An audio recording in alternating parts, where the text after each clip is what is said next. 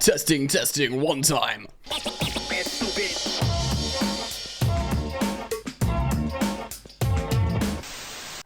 Hey friends, what's poppin'? And welcome back to the channel Football Therapy with me, host Jan. The children were alright, weren't they? Thursday evening, afternoon should I say.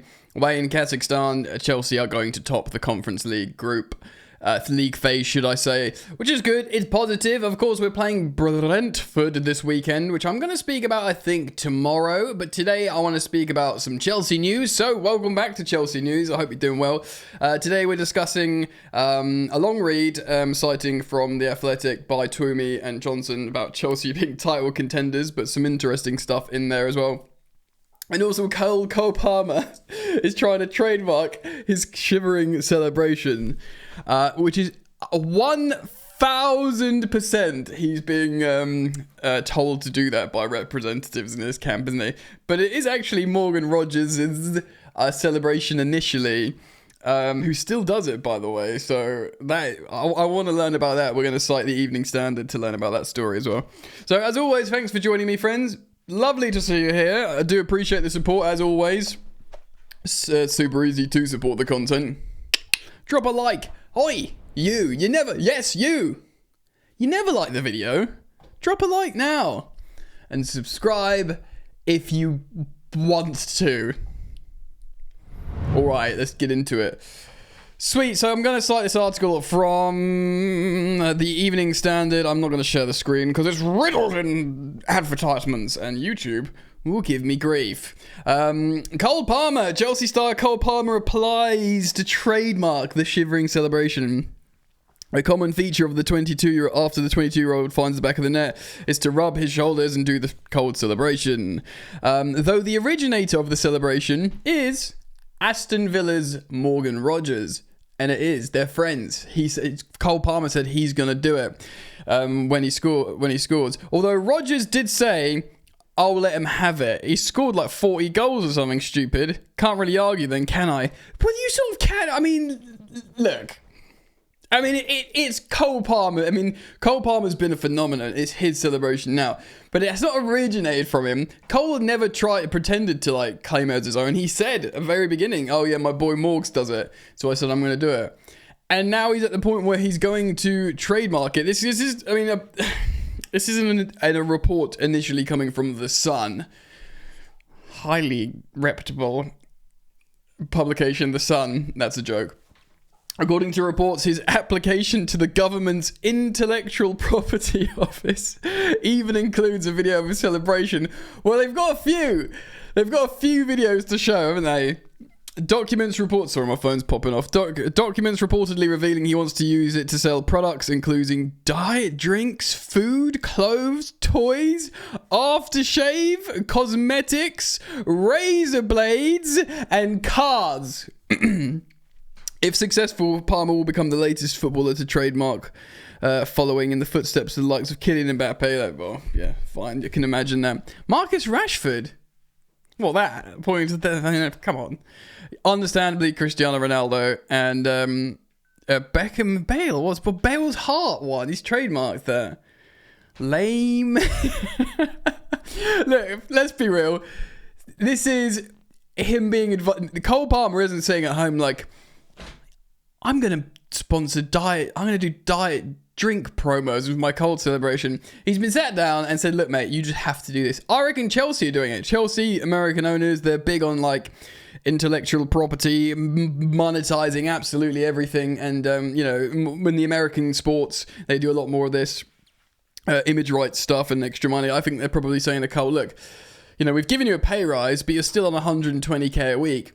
Which is like just over a third of what Bukayo Saka's on, but you are a sensation, a global sensation. Make loads of money. All you got to do is, we'll do it all for you. You just carry on sort of plodding about, and every now and again you stand next to a car and you do this. Pretty funny, really. I'm not surprised it's happening.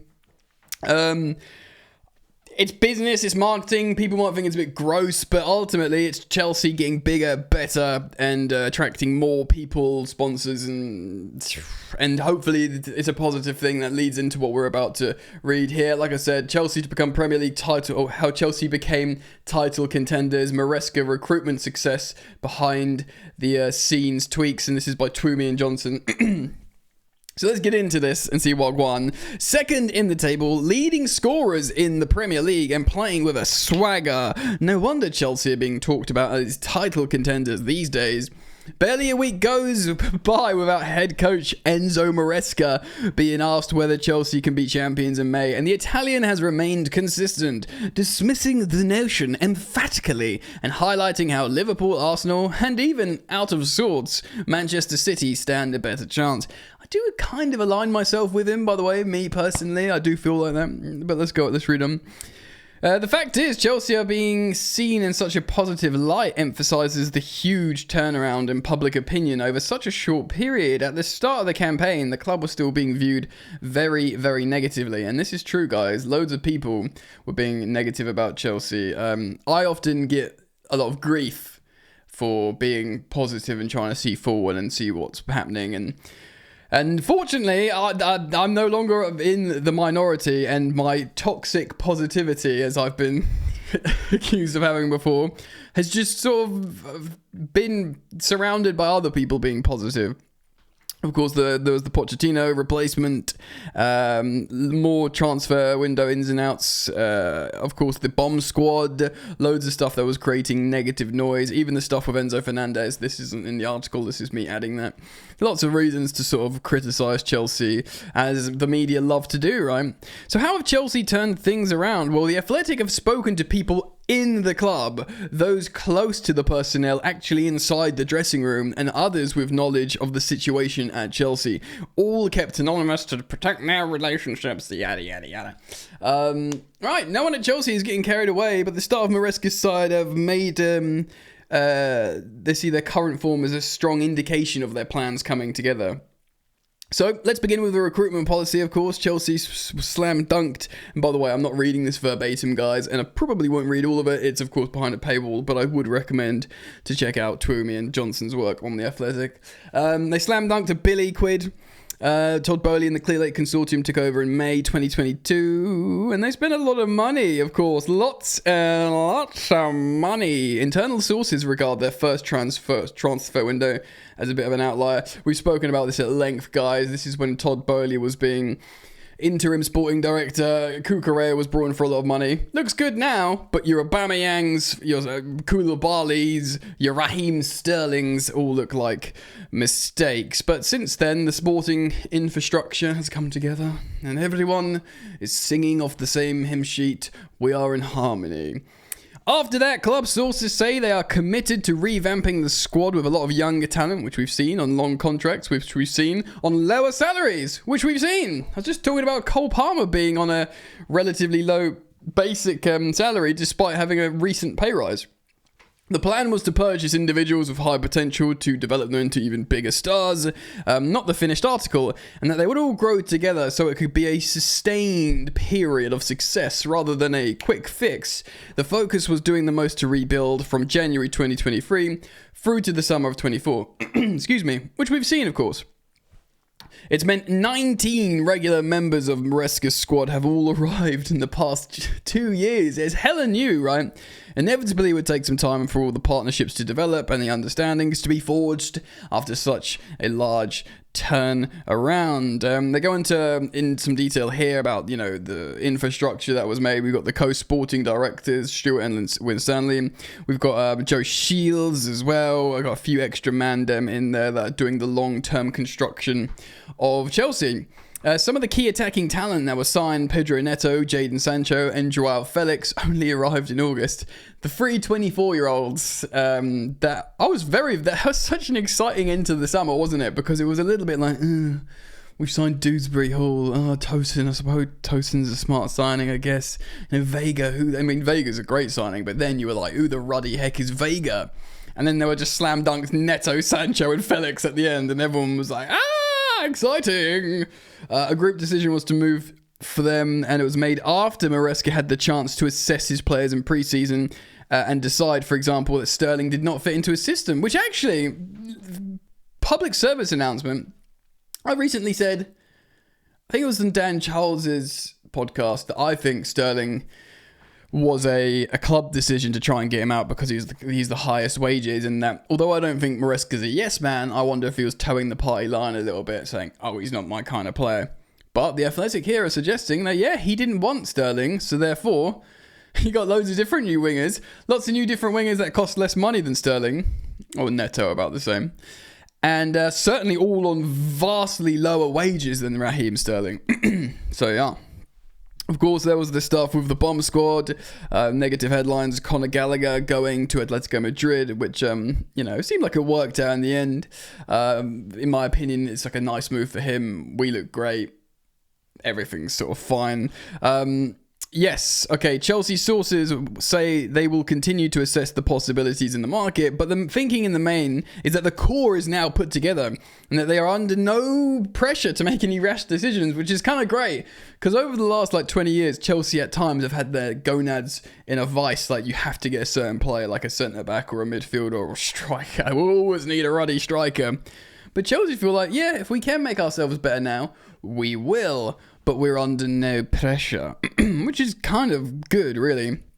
The sentiment expressed from outside the club is that we still need a top goalkeeper, and centre-back away from winning the Premier League is not shared on the inside. Well, I think we got good centre-backs personally, and they will get better. And I do even include Badiashile in that, but Colwill and Fofana, I think will get better. I think Tosin will settle more. I think Badiashile, there is a player in there. I know that's not Vogue. I do worry about Disasi. And of course, Acheampong can play at centre-back as well as right-back.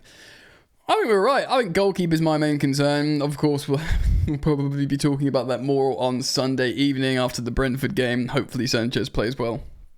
Chelsea sources believe everyone will improve the more occasions they get to play and train together. Besides deals for goalkeeper Mike Penders, defender Angelo Anselmino, who's a fullback, isn't he, Anselmino, and winger Kendry Pius, and of course attacker Esteval Willian, the superstar, they're all already been finalised. That quartet could all be added in the summer.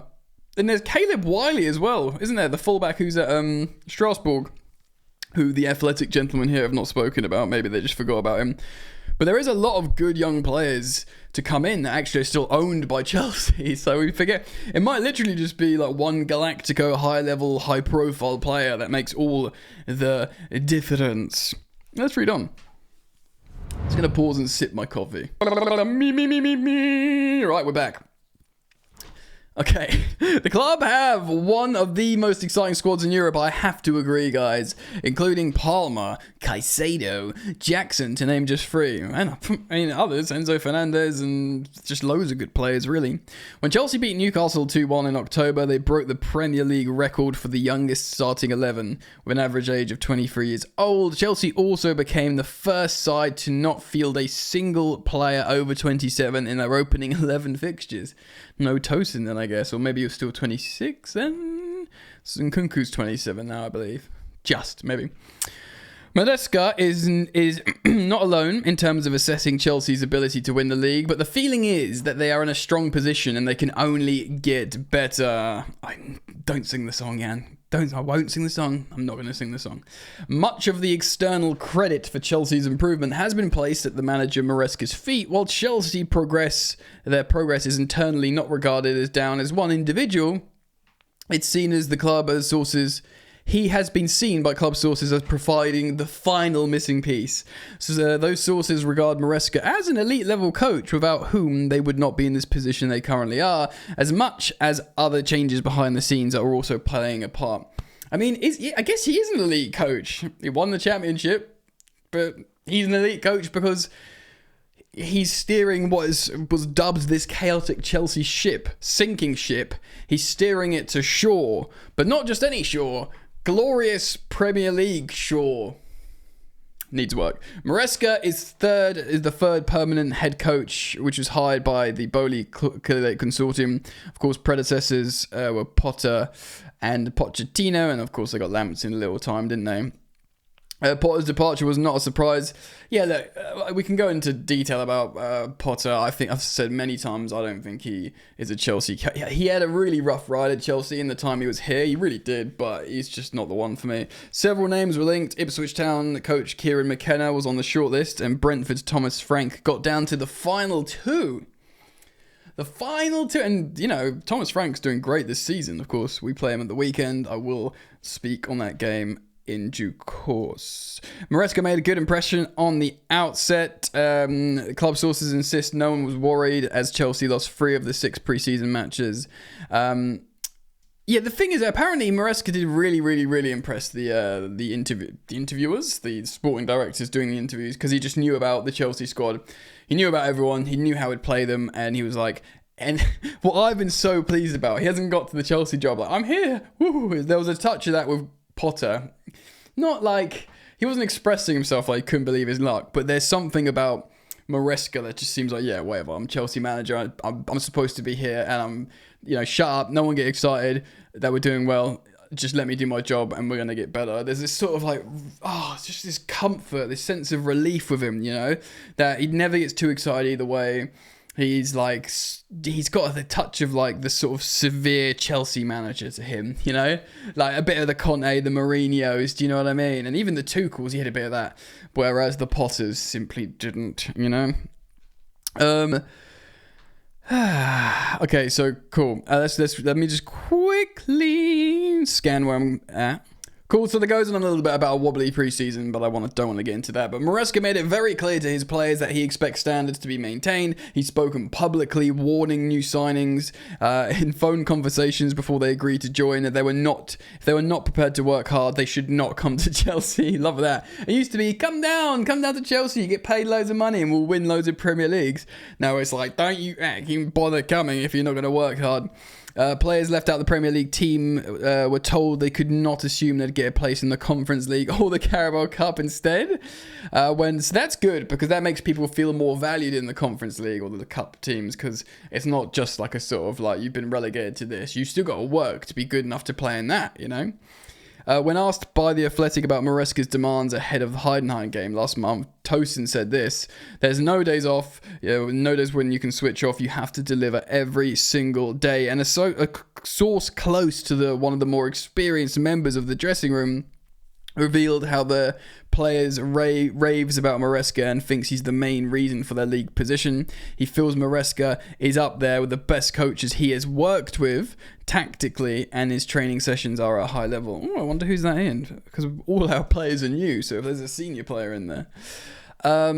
Another source close to a younger first-team player says Maresca has spoken clearly and sincerely to the squad from the beginning. The conviction in his game plan philosophy never wavers, regardless of results. He treats everyone equally, and there's a feeling within the dressing room that those who work hard will be rewarded. Of course, he's called out other players like Noni Madueke, and despite that, Noni Madueke's come back and, giving them really positive reviews. So even if he does, publicly criticise Mudryk or Madueke, or indeed the captain, Reece James, everyone seems to be like massively, on his side. There's even that clip, I don't know if you guys have seen it, where it's an A-Star Barbers. Reece James is getting his hair cut, and the I think it's A-Star. The barber's like really good mates with Eden Hazard, and he visits a lot and helps him promo his hair products and stuff. And Eden's there speaking to Reece James a few weeks ago now. I don't know exactly when it was, but he's talking about last season. His son Leo is such a big Chelsea fan. He was so sad about Chelsea not doing well, and now he's a lot happier. He's Eden Hazard's, I guess. Eden Hazard, is he a Chelsea fan? I think he just saw it as a place of work he really liked, and has a connection with, but he doesn't watch Chelsea like his son watches Chelsea. He's not like that sort of crazy fanatic, I think, Eden. I just adore Eden Hazard.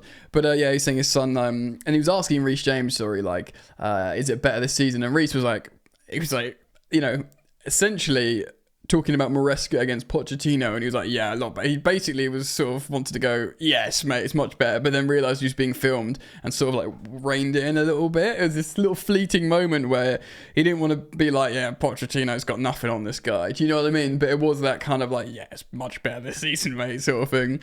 And then, you know, obviously Hayden's carefree. It was just nice to see that, you know. Let's have a little look at this. A measure of the impact of Maresca's style of play is indicated below. Look at the underlying XG difference on the table, weighing up the quality of chances created and conceded. You can see Chelsea trail to only Liverpool on the list, which makes sense. It's kind of like reflective. The top three are reflective to the Premier League table. Look at ruddy Bournemouth, mate, yeah. Flying high, bro. That's interesting.